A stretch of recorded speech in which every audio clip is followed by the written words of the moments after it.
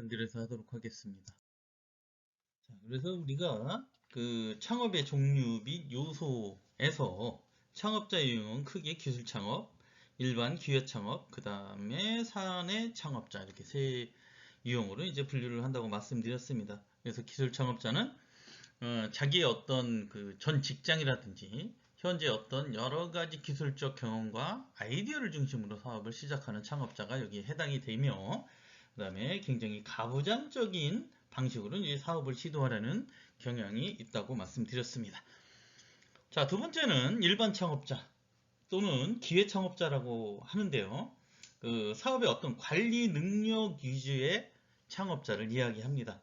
그래서 폭넓은 경험과 고학력의 특성 등의 특징을 가지고 있으며 여러 가지 그 관리적 능력을 중심으로 해서 미래지향적이고 도전적이고 관리적인 성향으로 설명을 할 수가 있습니다. 또한 환경에 대한 적응 능력에 자신감을 가지고 있으며 말하자면 어떤 기업 환경 변화를 기꺼이 수용하려고 하는 경향이 있습니다. 자, 그래서 조직은 급속히 성장하며 다양하고 혁신적인 전략을 추구하며 외부 자금 조달에 이제 굉장히 적극적이다. 이들은 재무적 이득과 성공적인 조직을 구축하기 위한 기회에 의해서 동기 유발된 창업이라고 볼 수가 있겠습니다. 그래서 결국 이런 기회 창업자들은 그 사업의 관리 능력 위주의 창업을 이야기하고 있습니다. 자, 그래서 우리가 이 두 가지 기술 창업과 일반 창업을 얘기하고 있는데요. 아주 적정한 창업의 유형은 뭐냐면 기술 창업 플러스 일반 창업이라고 할 수가 있습니다. 또 하나 이런 유형과는 약간 관계가 있지만 사내 창업은 조직 내에 여러 가지 실험실, 컴퓨터, 기자재 등의 확보된 제반 자원을 활용해서 조직 내에서 혁신을 창출하는 사람들을 이야기합니다.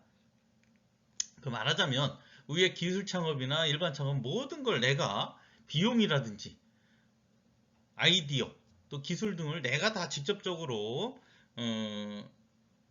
준비를 해야 되지만 이 사내 창업자의 특징은 아이디어 위주로 창업을 하는 경향이 있습니다. 그리고 말하자면 기존에 근무하고 있는 조직 내에서 창업할 수 있는 이러한 형태며, 이러한 형태는 일본에서 유래된 경향이 있습니다. 일본에는 사내 창업이 굉장히 활성화되어 있으며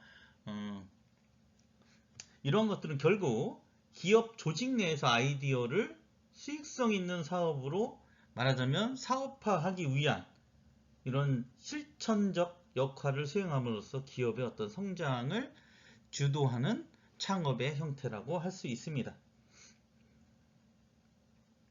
자, 그래서 여기는 이제 아이디어를 가지고 사업화를 추진하려는 이러한 경향이 있는 창업의 형태이며, 아까도 말씀드렸지만 특징은 아이디어를 중심으로 하는, 그래서 우리가 이러한 이 과정 모형을 보면서 설명을 하도록 하겠습니다. 우리가 이제 사내 벤처라고도 하는데요. 이러한 기업은 우선 구성원들을 대상으로 해서 아이디어 발굴을 하게 됩니다. 이걸 통해서 신규 벤처의 기회를 찾게 되는 이 순서가 되는 것이죠. 그래서 그 후 조직이 이제 벤처 사업을 하기로 결정을 한다고 하면, 말하자면 아이디어가 채택이 된다면 그 사람을 주축으로 해서 말하자면 사내 창업자를 중심으로 말하자면 팀을 꾸려줍니다. 이걸 우리가 여기서는 벤처팀이라고 하는데요. 이러한 벤처팀은 벤처 사업을 성공시키기 위한 제반 활동을 이제 진행하게 되는 것입니다. 말하자면 이 팀을 구성을 해서 아이디어를 발굴하고 팀을 구성해주고 또 팀에서 여러 가지 활동을 해서 말하자면 중간 결과를 보고받고 중간중간에 이제 이거에 대한 어떤 사업성이 있는지 없으면 뭐 그때 중지하든지 뭐 아니면 계속 된다면 진행을 해서 우리가 그 성공적으로 결실을 맺는다면 말하자면 그걸 통해서 이제 사업화를 추진하게 됩니다. 자, 그렇게 되면 이게 사업화로 가치가 있다. 그러면 이거를 이제 뭐 어떻게 진행을 할 것인가? 이 회사 내 팀을 만들어서 할 것인지, 아니면 별도 법인으로 이제 독립시켜서 할 것인지, 이렇게 이제 또, 어떤 체제로 갈 것인지를 이제 생각을 하게 되고요. 또한 이러한 성과, 평가를 통해서 성공에 대한 어떤 그 보상, 옵션을 주는 거죠. 실시해서. 이제 어떻게 결과적으로 보면 기업 내부에서 아이디어를 창출해서 사업화하는 단계에서 우리가 이제 그 창업자를 선발해 내는 겁니다. 그래서 그런 창업자 조직 내에서 이런 창업자가 만약에 이러한 발굴의 원초를 통해서 성공한다면 뭐 신분이 변동이 되겠죠. 뭐 그에 대한 성과를 한다든지 스톱 옵션도 받고 진급도 하고. 그렇지만 문제는 뭐냐? 실패하면, 물론 뭐 실패하면 이 팀은 해체가 되겠고, 그 다음에 이게 중하냐 안 중하냐에 따라서 뭐 이 창업자 조직 내에서 뭐 더 근무를 할지 말지를 결정하게 되는 이러한 사례라고 볼 수가 있겠습니다. 자, 이러한 여러 가지 이제 형태를 한번 살펴봤고요. 다음은 창업의 종류에 대해서 한번 보도록 하겠습니다. 이건 이제 우리가 어떻게 기준을 잡느냐에 따라서 이제 분류한 단계라고 볼 수가 있습니다. 뭐 업종은 우리가 뭐 대개 보면 우리가 주위에서 보는 건 대개 소매업이죠. 도매업은 그 중간이고 중간상이고, 그 다음에 제조업이냐, 또한 뭐 기타 음식점이나 주점 같은 어떤 서비스 창업, 업종에 따라서 이제 이렇게 나눠볼 수가 있겠고요. 또한 이제 그 사업을 분류할 수 있는 기준으로 어떤 그 새로움의 정도입니다. 또는 경영의 독립성, 또 소유자의 수, 이런 걸 통해서 또 분류도 할 수 있고요. 뭐 여기에서는 한 가지씩 보면서 이제 말씀을 드리도록 하겠습니다. 우리가 흔히 아까도 말씀드렸지만 제조업, 서비스업, 도소업 이렇게 이제 분류를 하는 업종에 따른 분류가 있겠습니다. 자, 뭐 말씀드리면 제조업 같은 경우는 인풋을 통해서 새로운 걸 만들어서 아웃풋을 만들어내는 이러한 형태가 되겠습니다. 이런 제조업 같은 경우는 경제에 미치는 이런 효과가 굉장히 크므로 매우 중요하게 이제 생각을 하고 있고요. 도소매 창업은 뭐 유통이라고도 할 수 있습니다. 주로 제품이나 이런 것들에 대한 판매 관련해서 도매, 소매 이렇게 이제 창업을 하게 되는데, 사실은 이제 소매업 같은 경우는 굉장히 입지 조건을 따지게 됩니다. 그래서 입지가 뭐 중요하고요. 도매 같은 경우는 이제 소매업보다는 그렇게 이제 입지는 중요하지 않습니다. 또한 뭐 서비스 창업이라는 건 그 제공하는 서비스에 따라서 이제 뭐 정의를 하게 되는데, 그 산업 사회가 고도화됨에 따라 그 비중이 굉장히 증가되고 있습니다. 그래서 서비스업은 굉장히 앞으로도 뭐 다양한 이러한 종류가 이제 전개될 것을 이제 보고 있고요. 또한 이제 그 경영의 독립성, 말하자면 모든 경영 관리를 독자적으로 하는 걸 뭐 말 그대로 독립 창업이라고 하고요. 그 다음에 독립 창업, 뭐 독립 사업이라고도 하는데, 근데 경영의 관리를 그 침해받는, 뭐 말하자면 프랜차이즈 가맹 사업 같은 경우는 모든 걸 내 마음대로 할 수가 없습니다. 의사결정을. 그렇기 때문에 이렇게 나눠볼 수가 있는데요. 특히 이러한 이제 그 독립 경영 말고 여러 가지 경영 노하우라든지 관리 노하우, 뭐 이런 마케팅 이런 부분들이 부족하신 분들이 이 프랜차이즈 창업을 하게 되십니다. 말하자면 뭐 뒤에서도 한번 다시 말씀드리겠지만 프랜차이즈 가맹점이란 프랜차이즈 본사로부터 뭐 여러 가지 제품이나 경영에 대한 지원을 받는 대신에 이거에 대한 보상을 해주는 뭐 그러한 계약을 맺게 됩니다. 뭐 여기에는 실제적으로 우리가 햄버거, 맥도날드 같은 경우에는 맥도날드 상호를 사용하고 또 원자재를 공급을 받고 경영기술도 받고 또 경영에 있어 본사와 뭐 계약관계, 종속관계에 있게 됩니다.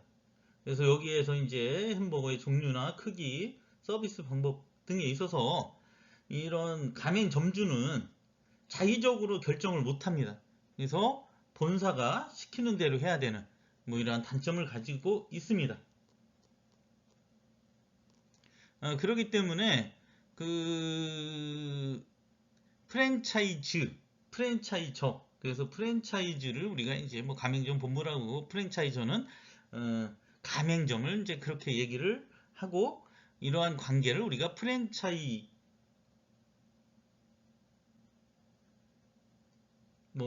합니다.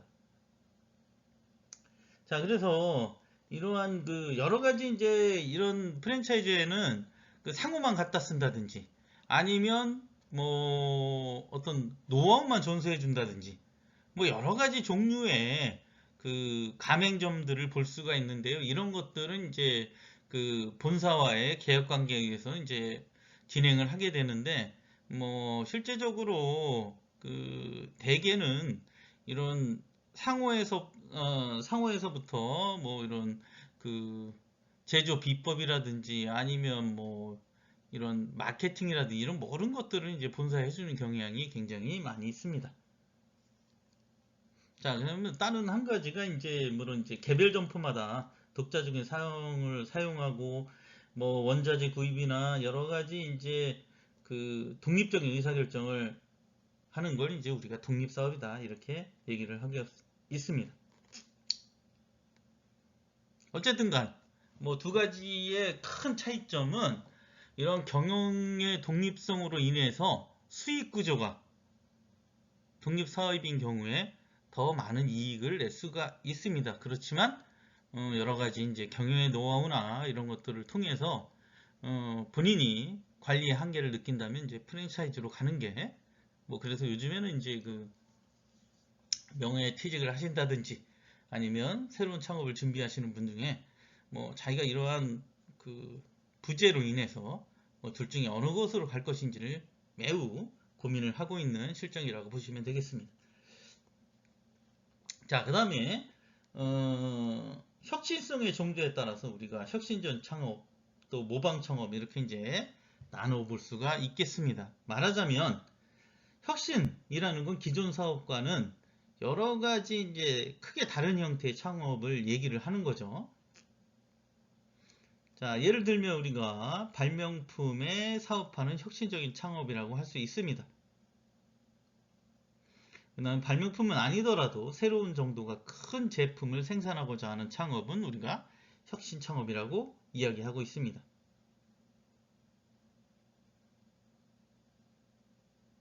자, 또한 모방적 창업인 것처럼 보이지만 혁신적인 요소를 많이 포함하고 있는 경우도 뭐 볼 수가 있습니다.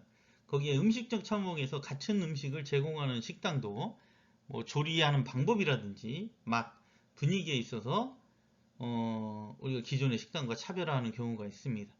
뭐 이런 창업은 뭐 똑같지는 않지만 혁신성이 강한 모방 창업이다 이렇게 이제 뭐 말씀드릴 수가 있는데 말하자면 새로운 정도가 진짜 뭔가 혁신적인 것들을 통해서 기존에 존재하지 않는 이런 것들을 이제 통해서 창업을 하는 경우가 이제 혁신이고 그 다음에 뭐 거의 90% 이상은 창업에서는 거의 모방 창업이라고 보시면 되겠습니다. 그래서 뭐 우리가 이제 거기에서 모방 창업에서도 제일 중요한 것들은 이제 다른 경쟁자들과의 어떤 차별성 이런 것들을 그리고 이제 세우는 정도를 아까 말씀을 드렸는데 어쨌든 간에 뭐 우리가 여러분들이 나중에 창업을 하더라도 기존에 이 시장에 없는 창업은 거의 없다고 보시면 되겠습니다. 자, 그 다음에 그 소유자가 누구냐에 따라서 개인 중심 창업이냐, 팀 중심 창업이냐 이렇게 나눠볼 수가 있습니다. 뭐 개인이 주도해서 제품 또 자금 조달, 경영을 주도하는 경우를 우리가 이제 개인 중심의 창업이야 이렇게 얘기를 하고요. 말하자면 2명 이상이 공동으로 창업을 주도하는 경우가 있는데 이걸 우리가 이제 팀 창업이라고 얘기하고 있습니다. 뭐 결과적으로 보면 개인 주도형 창업이 팀 중심 창업보다 많다고 볼 수 있습니다. 개인은 책임과 권한의 소재가 분명합니다.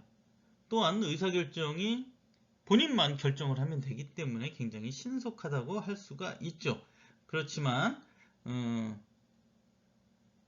자본과 경영 기술에 있어서는 한계가 있겠습니다.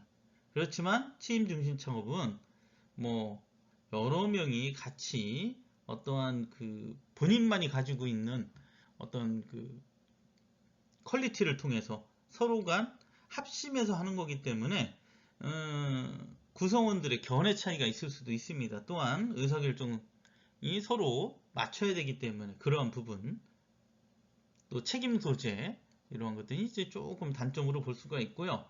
뭐 전문성 또 신중성 뭐 이런 것들은 여러 사람의 합심해서 진행을 해야 되기 때문에 이러한 거는 이제 거꾸로 장점이라고 볼 수가 있겠습니다.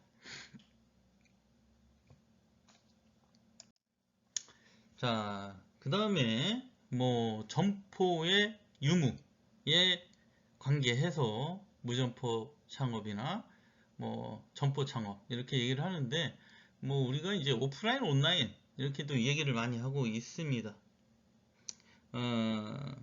뭐 일정한 격식을 갖춘 공간을 중심으로 하는 게 우리가 이제 점포 중심의 창업이라고 말씀드릴 수가 있고 요즘에 이제 그 인터넷을 중심으로 한 가상 공간, 이커머스 또 이제 모바일 중심의 엠커머스 뭐 이런 것들은 이제 온라인상에 뭐 가상의 점포를 가지고 있기 때문에 뭐 사이버 창업이라고도 얘기를 할 수 있고 뭐 우리가 다른 말로 이비즈니스라고 얘기합니다. 과거에는 그러니까 비즈니스 안에 모든 걸 다 포함했다면 뭐 환경의 변화에 의해서 우리가 뭐 인터넷, 이비즈니스 환경, 엠비즈니스, 모바일 환경이라고 하는 이러한 그 비즈니스를 나눠서 이야기를 하고 있습니다. 뭐 우리가 이제 뭐 예를 들면 정보 제공이라든지 뭐 번역 또 이러한 그 지적 서비스를 제공하는 건 뭐 점포가 없이 창업을 할 수 있는 어떤 사업들이라고 할 수가 있습니다. 이러한 무점포 사업은 사업 자금 조달이 어려운 처지에 있는 창업자들이 특별한 관심을 가지고 있는 고려하고 있는 창업 형태라고 할 수가 있겠습니다. 자, 마지막으로 우리가 이제 뭐 M&A, 기업 매수 뭐 이런 얘기도 많이 하고 있는데요. 기존의 신규 창업과 신규 창업보다는 기업을 M&A 한다든지 기업을 양도양수하는 게 뭐 더 유리할 수도 있습니다. 신규 창업은 모든 설립에서부터 뭐 마케팅, 영업, 그 다음에 뭐 물류 이런 모든 것들은 이제 다시 맨바닥에서부터 시작하게 되지만 기존에 어떻게 그 안정 단계에 있는 이러한 기업들을 인수하게 되면 뭐 이러한 모든 것들이 전부 따라오기 때문에 그만큼 시간과 어떤 그 금액을 절약을 할 수가 있겠죠. 말하자면 이제 뭐 약간의 단점으로는 초기 투자가 직접 창업하는 것보다 말하자면 그 크게 될 가능성과 전 사업자의 나쁜 평판이 어떻게 지속될 가능성이 큰 이러한 단점도 지니게 되는 것입니다. 자, 이렇게 한번 살펴봤고요. 창업의 요소에 대해서 한번 보도록 하겠습니다. 창업이란 창업자가 이익을 얻기 위해서 부의 축적을 하기 위해서 자본을 기본으로 해서 여기에 창업 아이디어에서 설정한 재화와 서비스를 생산하는 조직 시스템을 만드는 설립하는 행위다. 이렇게 이야기를 할 수가 있겠습니다. 우리가 창업의 앞에서 말씀드렸던 궁극적인 목적은 부의 창출, 이윤 추구죠. 그래서 기업을 설립하는 데 필수적인 요소는 창업가, 기업가, 또 자본, 또 창업 아이디어 이 세 가지를 일반적 요소로 이야기하고 있습니다. 그래서 창업작은 인적 요소고 자본은 물적 요소, 아이디어는 목표 요소라고 이렇게 나눠서 이야기를 할 수가 있겠습니다. 앞에서도 말씀드렸지만 우리가 창업자는 기업가 정신으로서 자질과 사업계획 수행 능력에 의해 자유된다고 할 것입니다. 사업을 성공적으로 이끌기 위해서는 본인의 경험, 또 여러 가지 지식, 그 다음에 성공에 대한 집념, 또 여러 가지 의지력, 성격, 체력, 리더십 이런 것들이 이제 밑바탕이 돼야 되겠습니다. 그 다음에 자신의 어떤 지식과 정보, 또 본인에 대한 어떤 장점, 단점을 스스로 체크해서 평가해서 자신의 능력에 맞는 창업을 해야 이제 성공할 수 있겠습니다. 제일 중요한 건 어쨌든 간 자기가 제일 좋아하는 것 또는 제일 잘하는 것 또는 적성에 맞는 사업을 해야 된다는 것입니다. 그래서 많은 정보를 수집을 하고 또한 제일 중요한 건 자기의 자산에 맞는 자본에 맞는 사업을 선택을 하셔야지 자존심이나 체면 이런 것 때문에 이제 굉장히 그 수준에 안 맞는 이런 창업을 하는 경우가 종종 있는데 이러한 경우는 주의를 해야 된다 이렇게 말씀드릴 수가 있겠습니다. 자, 물적 요소에는 자본입니다. 어쨌든 창업자의 대부분이 창업 과정에서 자금 문제로 많은 고민을 하게 됩니다. 어쨌든 초기 자금은 본인의 능력에 맞게 최소화하는 것이 좋으며 예산의 편성은 개업 준비라든지 운영자금, 시설자금 이렇게 이제 구분해서 계획을 하시는 게 좋겠습니다. 자, 그리고 시설자금과 같이 장기적으로 투자에 놓아야 하는 자금은 이 조달 과정에서부터 미리 알고 또 자기 자본이냐 타인 자본이냐 예를 들어서 이제 돈이라는 건 차입을 하게 되면 단기보다는 장기로 차입을 하는 게 굉장히 좋겠죠.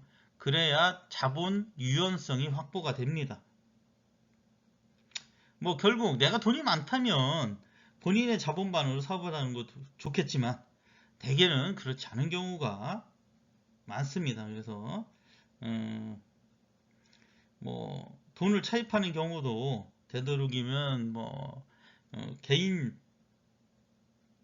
남의 돈을 빌리는 것보다는 금융기관에서 빌리는 것이 이제 여러 가지 이자나 이런 면에서 유리할 수가 있습니다. 자, 그래서 대개는 부채 비중은 대개 요즘에는 50%까지 자기 자본 50% 타인 자본 50% 요렇게 변화가 되고 있습니다. 그래서 최소한 자기 자본은 50% 이상 가지고 있어야 된다. 이런 점을 말씀드리고